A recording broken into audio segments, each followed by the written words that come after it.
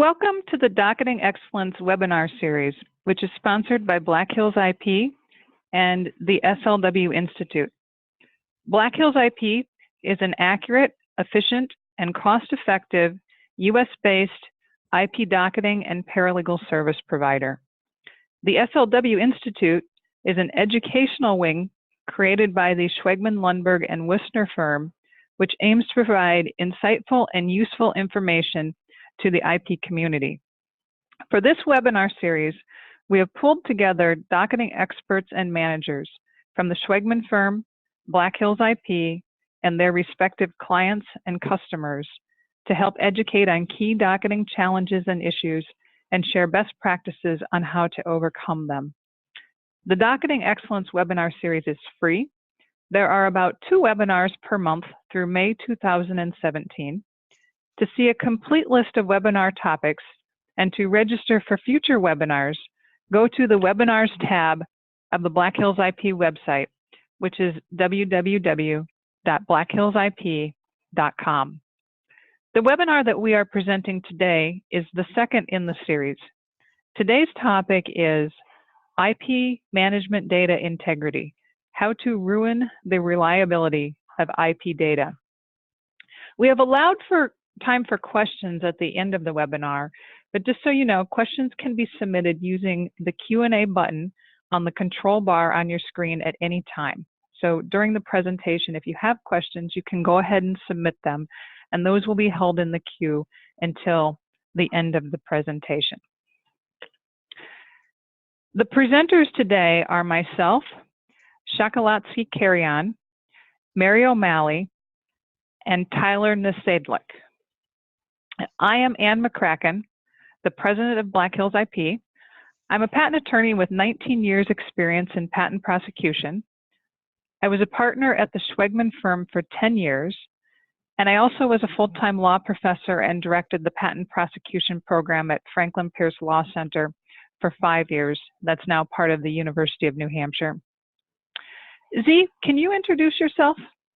Hello, everyone. Welcome. My name is Shokolatsky-Carrion. I am the docketing manager at Schwegman, Lundberg, and Wissner. I've been at SLW for almost 12 years and part of the docketing department for 6 years. I enjoy very much being part of this team. Thank you, Z. Mary, can you introduce yourself? Hi, I'm Mary O'Malley. I am the patent program manager at eBay. I've been in eBay since 2005, and before that I worked as a paralegal in both law firms and corporations. I also taught patent prosecution for paralegals at both Santa Clara University and West Valley College. And at eBay, I'm responsible for the docketing software and other tools that we use in our patent department, some of which we license, such as Foundation IP, and others which we've built internally.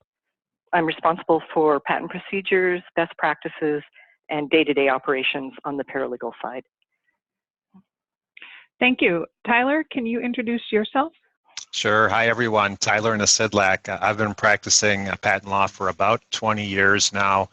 The last 5 years have been with Schwegman Lundberg, and prior to that, for about a dozen years, I was with Boston Scientific Corporation in a variety of chief patent counsel roles. Nice to meet everyone. Great. Z, can you start off today's presentation? Yeah, to start off, there are several different ways that an organization may use the data in their IP management system. Some examples are manage filing and prosecution of IP assets, maintain an inventory and track status of IP assets, track critical deadlines for US and foreign filings, track critical deadlines for responding to PTO actions, pay patent maintenance fees and annuities, renew trademarks, identify infringed patents and trademarks, budgeting, reporting, taxes if funds are allocated across jurisdictions based on IP license fees, pay inventor rewards. Mary, during your introduction, you mentioned that you use Foundation IP. Can you tell us how you use the data in your Foundation IP system at eBay? Sure. We use Foundation IP a bit differently than they do in law firms. So in addition to monitoring the usual USPTO due dates, we spend a great deal of time on the docketing of disclosures and tracking disclosure process, processing patent awards for our inventors once the applications are actually filed and when they issue. And a big part of our job is providing metrics for our directors and senior executives, generating reports for our patent committees, and then also taking responsibility for maintenance fees once a patent issues. An interesting thing about our system is that we have both law firms and Black Hills IP entering patent data into our system, and we rely on outside vendors for 100% of the data that's entered into our system once an application is filed. Thanks, Mary. Tyler, can you talk about either the IP management system that you used at BSC or in your current role, how some of your current clients use their systems? Yeah, so I think, I guess what I'd like to tap into is the reporting piece. Mary touched on that, and we've used the IP, kind of data in the IP management system to do sort of what I call traditional end of the year type reports on number of matters filed or number of matters issued, and it could be by technology area. You could do updates like that quarterly. All of that comes from data that's kind of housed and stored in our Foundation IP system. The other one, which I've found really important in sort of managing the legal side of the business, is monitoring trends and metrics with regard to patent prosecution workflow. So in the past, we've set up Foundation IP to track time between receiving an invention disclosure form to the time in which that form is approved or denied by a patent review committee, and then the time it takes from approval to getting it to outside counsel, and then from outside counsel to having it filed. And we would track timing and metrics with regard to all of those activities, and then by measuring that, you can manage it. So you can kind of see if you've got a backlog of invention disclosures or applications, or perhaps it's a particular person or group who's having trouble keeping up with the work that's being done. You can sort of intervene and make sure nothing kind of goes off the rails. So that's where I've seen Foundation IP being really helpful from kind of the client side. So everybody, it's interesting, everybody uses these systems in different ways, but no matter how you're using the system, the data that's in the system is critical for that. Z, can you take us to the next slide? Yeah, in this next slide, we will discuss some common IP data omissions and errors. These include IP assets missing from database, incomplete data for an individual IP asset, for example, wrong serial numbers or patent trademark numbers, wrong assignee or licensee listed, wrong inventors, missing PTO actions, and incorrect status of assets. Yeah, the only thing I would add there is when I was just kind of looking at the slides, wrong dates. A lot of what's put into these systems is dates, filing dates, issue dates, docket dates, and those can either be incomplete or there could be a typo, which can have a significant impact. Yeah, that's critical, Tyler. Thank you. And Mary, anything for you on this? No, I think you guys have covered this pretty well. Okay. Okay, then Z, let's go on. The next slide lists how errors can be introduced to an IP management system in many different ways, including first-time data entry in IP database through simple human error. When data is transferred from one database to another, for example, a human error in transfer from a corporate to a law firm database. Or, as another example, important priority information is omitted from previous counsel. When assets are sold and lists of assets are exchanged in the sale would be another example. And when status events are improperly recorded, when instructions are miscommunicating regarding trademark renewals or patent annuities fees. This is like the example that Anne mentioned in the last webinar, where the client says that they are responsible for payment of annuities, but yet the client still expects the law firm to remind them of annuity due dates. Good. Tyler or Mary, do you have any other examples of ways that errors can be introduced to an IP management system? Yeah, I mean, I guess my comment would be on the kind of the human side of things, where I've seen issues.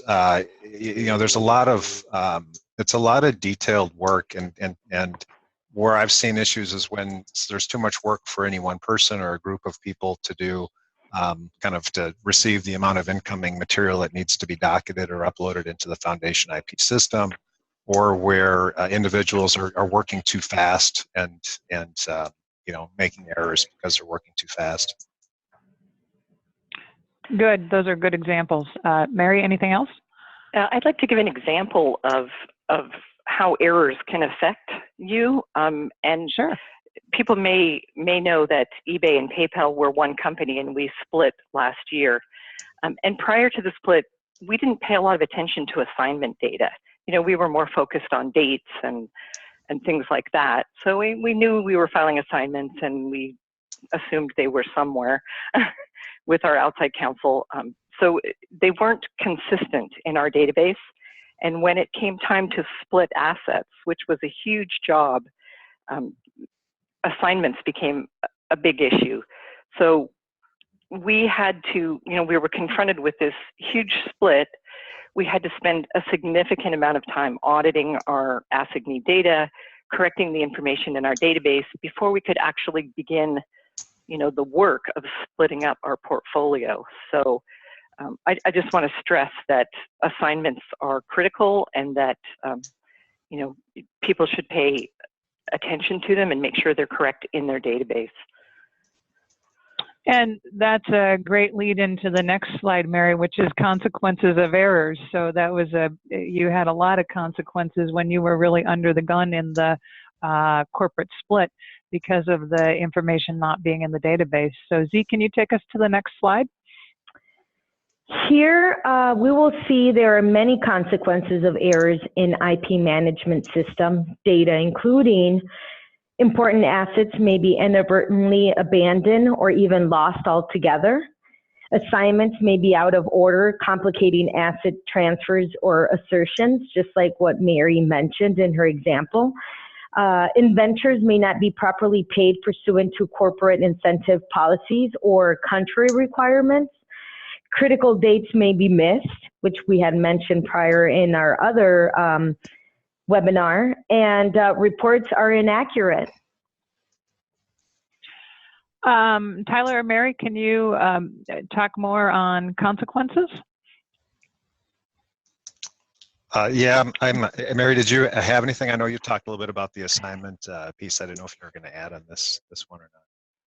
No, I think I covered in the last one. I maybe jumped the gun there a little bit. You know, I made a couple notes on this slide. First, I think, you know, you can't underestimate sort of the costs to double check or correct the work. If a date's in the system wrong, typically you have one or more people that are wondering, you know, if the date's accurate, and then they have to go back to the original document and see what the date is, and you could miss deadlines. So you get, I mean, you kind of get just a general loss of productivity, a loss of time, and sometimes if you missed dates, you're going to be paying expenses for that as well. So there's a cost to sort of having to go back and look at something a second time to correct it. Tax implications. I think taxes were mentioned on the first slide. I think it's the point I wanted to bring up here is that when you abandon an asset, you abandon a patent, typically that triggers a write-off of the accrued expenses for that patent. And you can, obviously, if you've abandoned something and you didn't mean to, then you've got to write off that that was unexpected. And if you don't track your spending relative to your patent assets very well, you could have, even if you intentionally decide to abandon a patent, you could have a write-off that's of a different amount. On the assignments, maybe this kind of taps into Mary's earlier point. If you've got it indicated as there's an assignment for a matter in your database, and there hasn't been an assignment, or the assignment's not fully executed by all the inventors, that can create some really serious issues down the road. Typically, they come up when you're about to assert the patent, or you're going to sell the patent, as an eBay's case, or when they split off.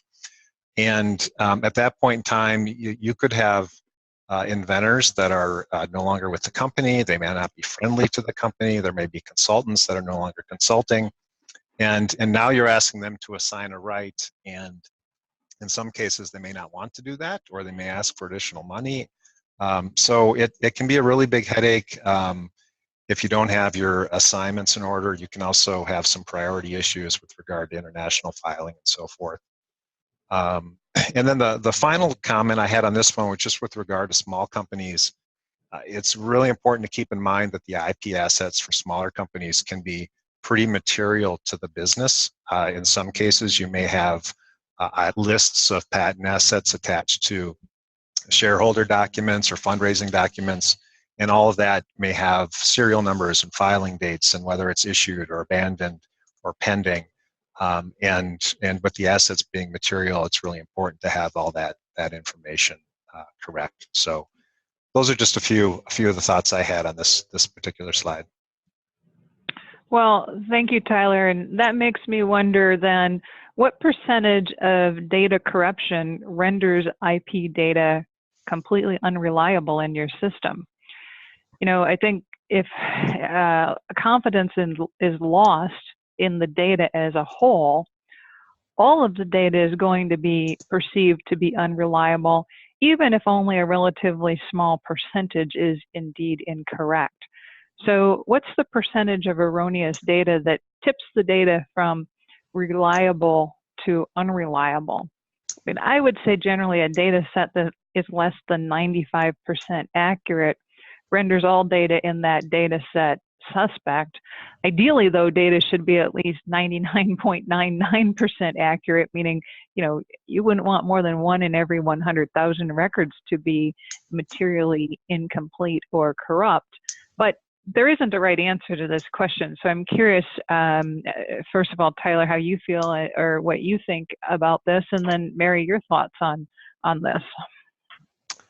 Yeah, I'm not sure how to answer this. I think it's an interesting question. I think a lot of it depends on sort of how important the asset is.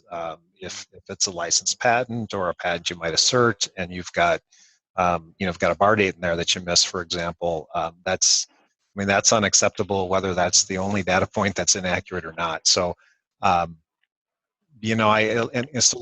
me, it depends on how you're using the data, how important the asset is, and how the if the data's inaccurate, how that might affect the reports you're running and so forth. So it's a little hard for me to kind of categorize it based on percentages. It's a good question, though. I would take that even one step further. I mean, I consider IP data, ideally it would be 100%, right? I mean, it's important data, but there's also another aspect to consider besides dates and things like that. We are providing, statistics and metrics to our management and even the board of directors. And I do not want to I don't want to provide data or go into a meeting with data that is not 100% correct. I mean, our reputation is on the line as well. So the information in our database needs to be spot on from my perspective.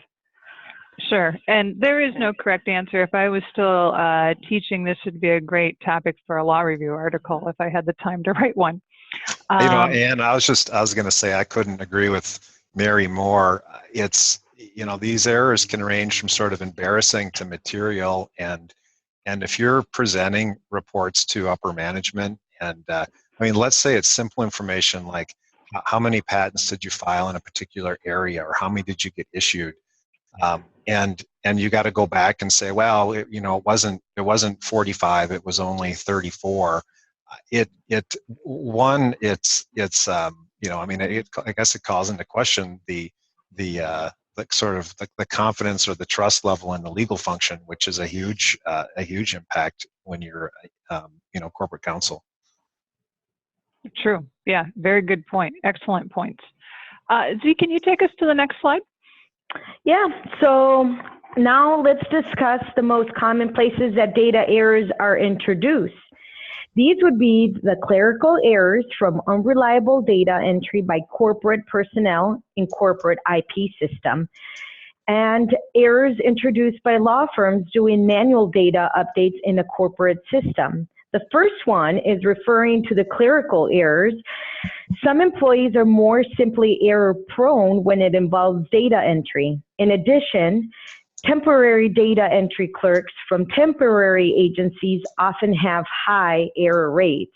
So that's quite some issues that we encounter often. And in regards to law firms updating a corporation's IP management system manually, law firm personnel are often unfamiliar with their client system, which increases the likelihood of errors. Good point, Z. And even if the law firm is familiar with the corporation's IP management system, the law firm personnel may not be familiar with the specific templates or procedures used in that corporation system. I've also seen instances where law firms have viewed updating a corporation's IP management system as a data entry type of a job rather than a docketing job, and had a lower level administrative person doing the work rather than a highly trained, skilled docketer doing the work. So Z, let's go to the next slide. Now that we've talked about some ways that errors can be introduced into a system, let's focus on ways to make sure that the data in your IP management system is error-free and reliable. One of the first steps is to enter data correctly.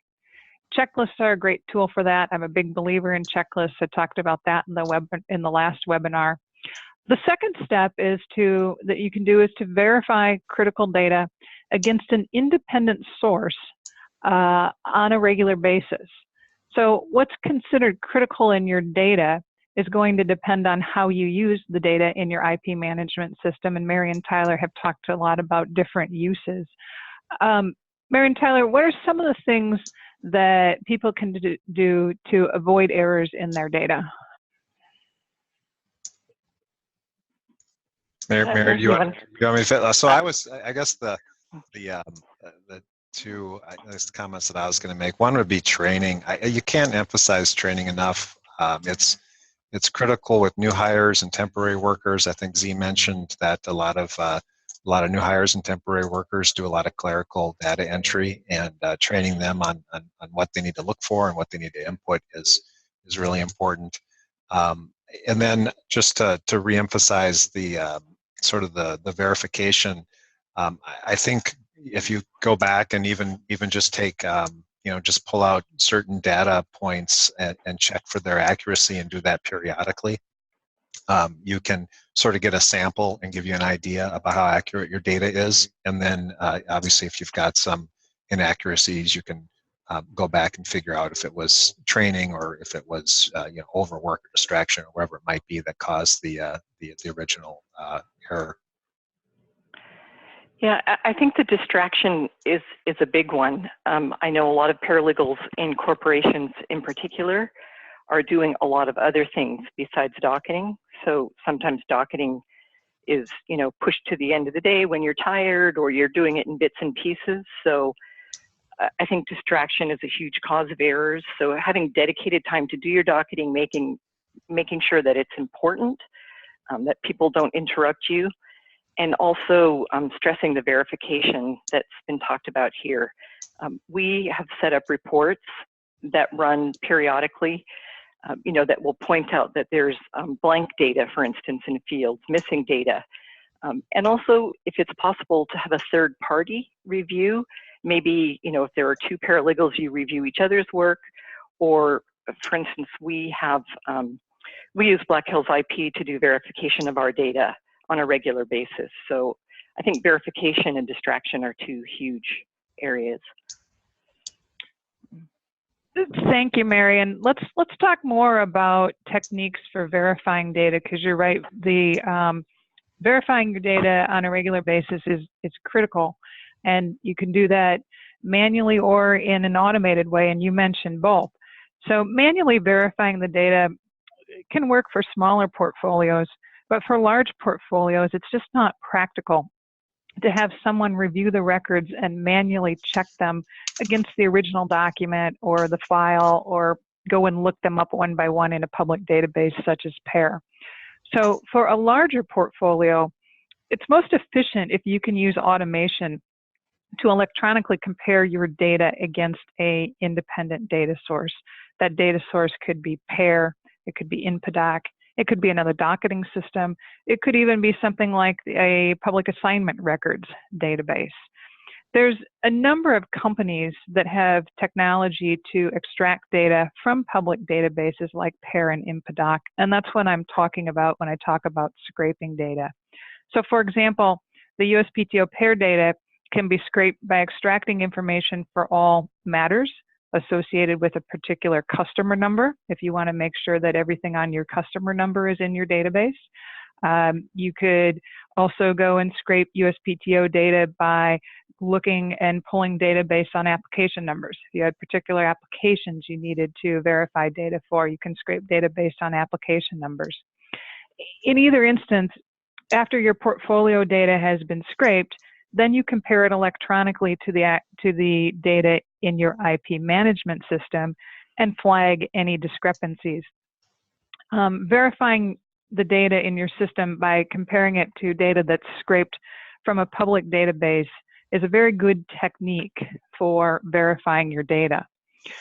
Another way to verify your data is to compare it to another system. For example, you could electronically compare the data in your system to the data in your law firm's docketing system and identify discrepancies. Yet another way to verify your data is to compare records based on ownership. So this is a little bit different way of coming at a verification project, but for example, you could start by searching an external assignment database like the USPTO's assignment database, or for international matters, InpaDoc has some assignee information. Find all the patents that are assigned to your company in that database, and then compare that list to the list that's in your IP management system and look for discrepancies as well.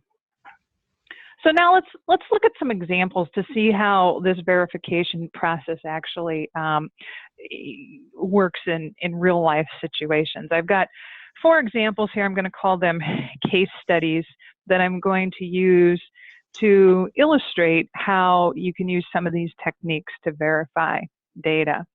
The first case study relates to bibliographic data verification.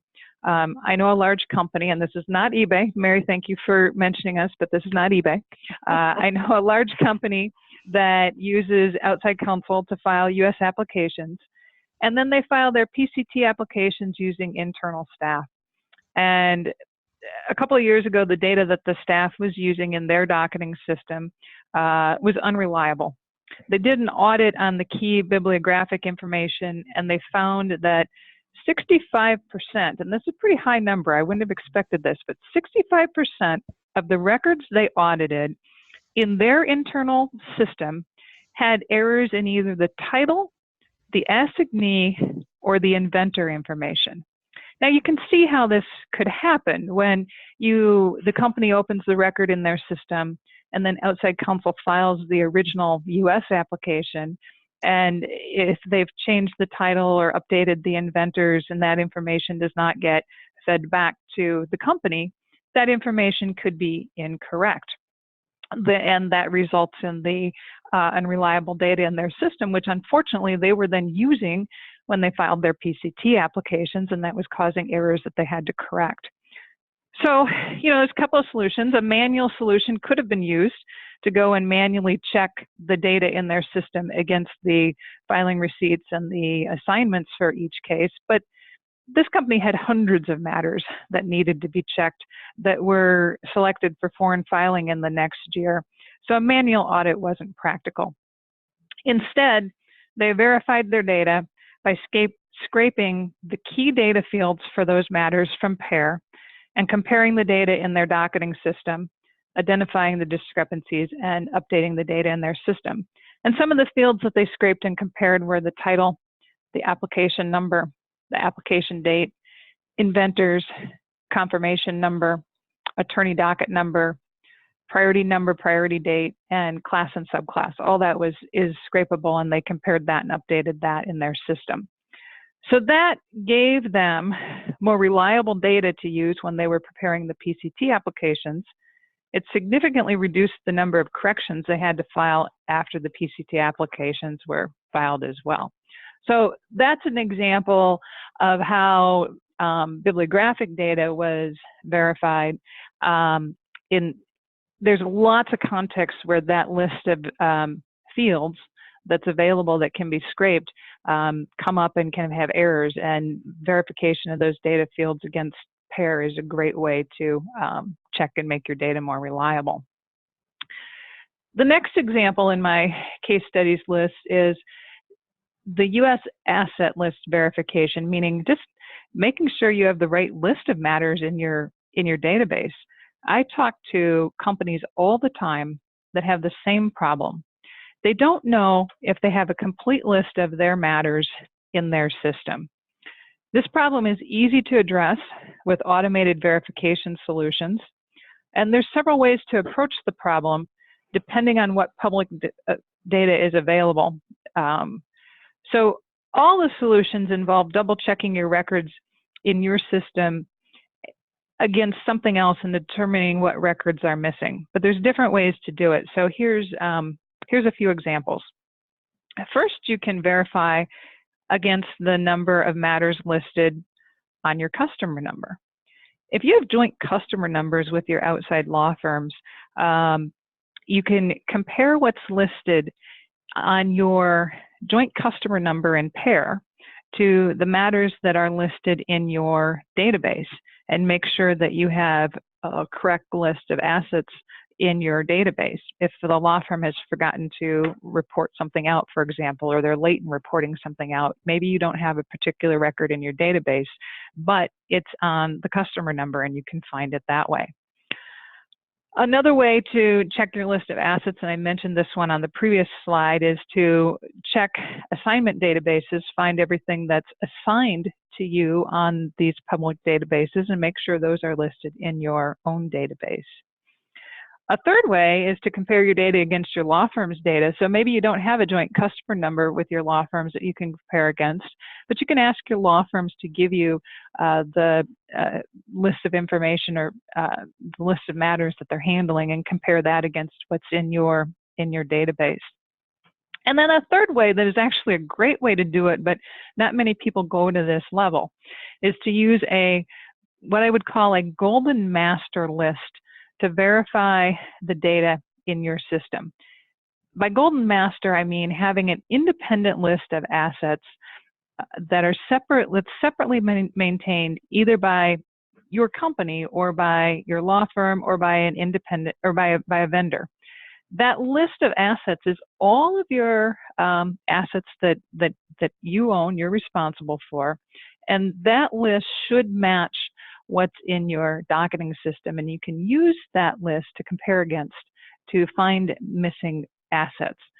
So, Mary, how did you make sure, when you talked about the split between eBay and PayPal, how did you make sure you had the correct list of assets in your database as you were going through that major split? So your example of the golden master list is spot on. We had to, first of all, verify that all of the data in our system was correct, but then we had to split all of that data into two separate databases. So in essence, we cloned our docketing system. We had two docketing systems that had that complete master list. And then we had to go into each of those systems and delete out the matters that were not going to that particular company. So on one side, we had a database for PayPal. On the other side, we had a database for eBay. And we had to delete out the designated assets from each. But then how do you verify that those two separate docketing systems are correct? We couldn't verify against customer numbers or assignment data because those were also being updated at the same time. So we used that master list to make sure that, you know, the count in each of those databases added up to the count in the master list, and that the assets that should be in each were indeed in each. And we kept that master list for about 6 months in case we came across errors or discrepancies. We could go back to the master list and say, oh yes, this was this, and it went to this company. So the master list was crucial to a successful split. Yeah. Sure, and if you didn't have that master list, imagine how easily something could have accidentally been deleted in that process and basically lost. Exactly. From your and record. if it were gone, we would not know, you know, where did it go? You know, was it supposed to be here or there? So it was critical. Yeah. Wow. Yeah. Well, thank you for sharing that one. My next case study is on patent family data. And you don't think about verifying patent family data, but that data is also available. And Mary, as we were preparing for this seminar, you told me about a problem you had encountered in the past with missing patent family data in your system. Can you talk about that briefly? I'm sure paralegals out there will identify with this. We did a very large acquisition, and it came as a master list of patents, many of which were related, but they weren't related on the list. It was just this long list of patents with no family connection. So, you know, when you set up files in your system, you relate them by family, earliest priority date, things like that. And we didn't have any of that. So it was a huge puzzle. You know, how do you open these files and relate these families? So using InfoDoc data, going out to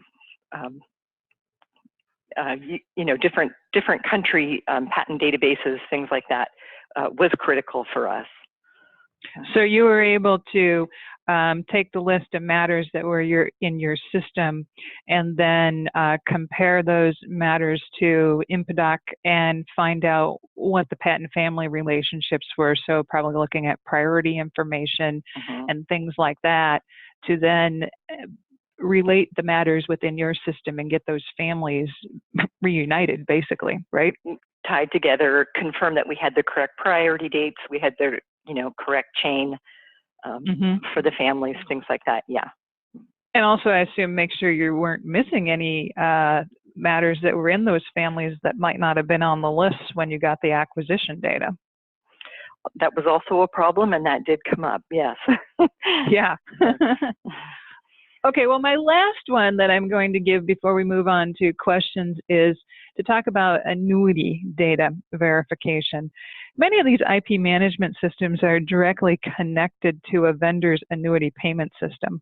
And if the data that's essential for the annuity payments is incorrect in the docketing system, then the annuity payment might be missed and rights be lost because that data didn't transfer to the vendor system, the annuity vendor system correctly. So depending on the system, there's a number of fields of data that should be verified in your IP management system prior to transferring that data to your annuity payment vendor to ensure that the annuity payment vendor gets the correct information and they are able to make your payments correctly. I know some companies that have processes, regular processes, particularly monthly, to go through the data in their IP management system and make sure that key data fields that are used to trigger what gets passed to their annuity vendor are correct. So for example, if your system has a pay, don't pay field, instruction field in it, and you are on a default pay everything, what if somebody incorrectly changes a pay instruction to don't pay, and that matter doesn't get transferred to your annuity vendor. That's an easy thing to audit by just running a monthly report and looking for anything that has a don't pay instruction in that particular field, and then going in and verifying and making sure that that should correctly be marked as don't pay. Other fields that are important to audit are things like the foreign associate. If you have a particular foreign associate that the payments are being made through, you need to make sure you've got that information in the particular parties fields within your database. If it's missing or incorrect, you can find that with a monthly audit by running reports and looking and verifying that data. So there's a number of critical data fields for annuity matters that are easy to audit, and it's a very wise thing to audit on a monthly basis to eliminate the possibility of errors in the data transfer to your annuity vendor. Mary or Tyler, do you have anything else to add on any of these examples or on the annuity data verification? I don't. That was a really nice discussion, though. The only thing that I would add is one of the key fields that you need to make sure that you verify is that the annuity provider is actually part of the data you're verifying. So if you're careful to make sure everything's in there and you don't add the annuity provider, they may or may not get the data. We're on an automatic scrape. So if the annuity provider isn't in your database, they just don't get the information. So, and that's a good point, particularly for anybody who uses Foundation IP, right, Mary? Because Foundation IP has a specific field for the annuity payment provider. And if that field is not updated with the name of the provider, it might not get pulled over by that provider if they're pulling the data out of your system electronically, correct? Correct. Well, these are great examples, and we could go on and on. I find this stuff really interesting, so I could talk all afternoon, but I want to keep us moving. And at this point, if there are any questions, we will take questions. And just a reminder that you can submit questions using the Q&A button on the control bar on your screen. It'll give people a minute to see if we have questions coming in.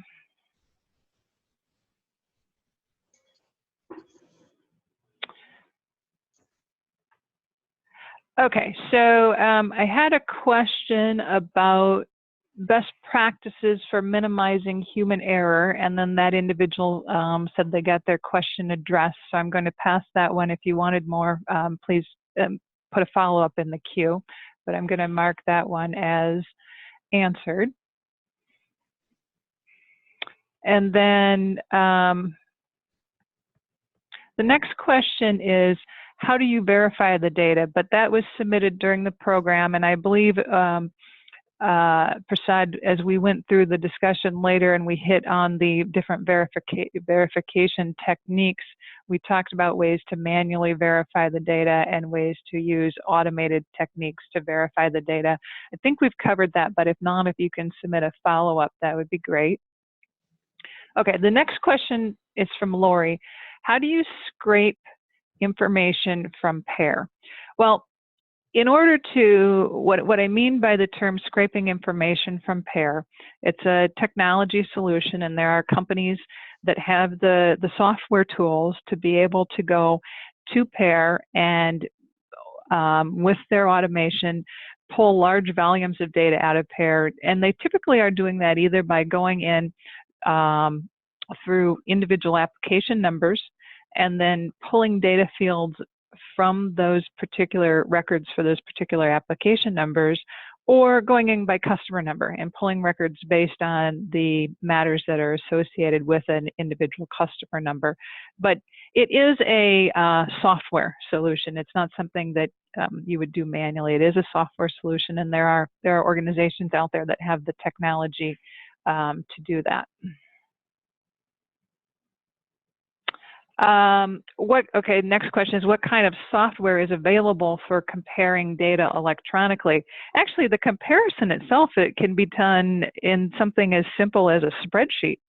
if you have the data that you've exported from your IP management system into a spreadsheet, and then you take the data that's been scraped from another source or provided to you from another source that you're going to compare to, those could be set up as simply as different columns in a spreadsheet, and then using the tools in Excel, doing comparisons between those two fields and determining if the data in those two fields matches or doesn't match. And based on that, if the data doesn't match, you can flag it as a discrepancy, and then somebody can go and do a manual review and see if it is in fact a true discrepancy and what needs to be changed, if anything, in the data system.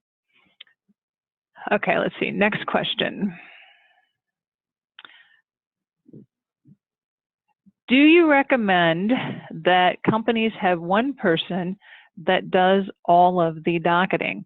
That's a great question, and because Tyler and Mary, you've been in the corporate situation, I'm going to turn that one to you on having whether or not you have one person that does all the docketing. Mary, do you want to take a stab at that first? Sure, I'll go first. Okay. I do not recommend that. First of all, we're all human and everybody makes mistakes, even the best of us. So having two people, being able to bounce ideas and have somebody check your work, I think is critical. It's a lot of responsibility. I think you need at least two people docketing, even in a small group. Yeah, I was going to add, at Boston Scientific, there are a number of people that do docketing. Really, it's just the sheer volume of the amount of work and data that needs to be docketed. I'd also say, like Mary said, I'd agree, even for a smaller company, I think, it'd be okay to have one person do the docketing, but I'd certainly make sure that there's another person that's familiar with it, as either a backup or to double check it or to train the person. For all those reasons, I'd recommend at least another person that's familiar with it. But I do understand that some of the smaller companies, it's really, there may not be the need to have more than one person to do the docketing. Great, thank you guys.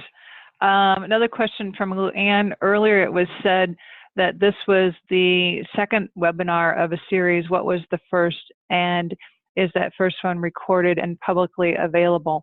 The first one, Luann, was 2 weeks ago. The topic was, what was the topic? The topic was, oh shoot, I don't have it in front of me.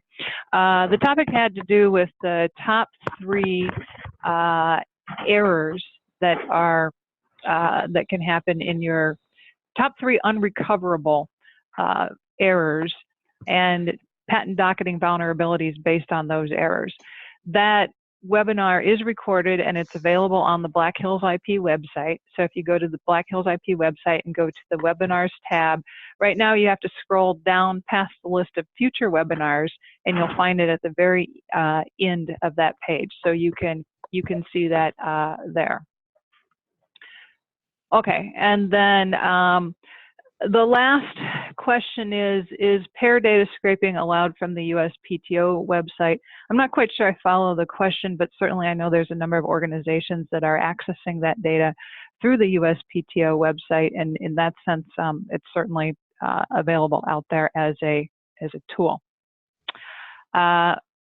I'll take a minute to see if we have any other questions, and while we're doing that, I want to tell you about the next webinar.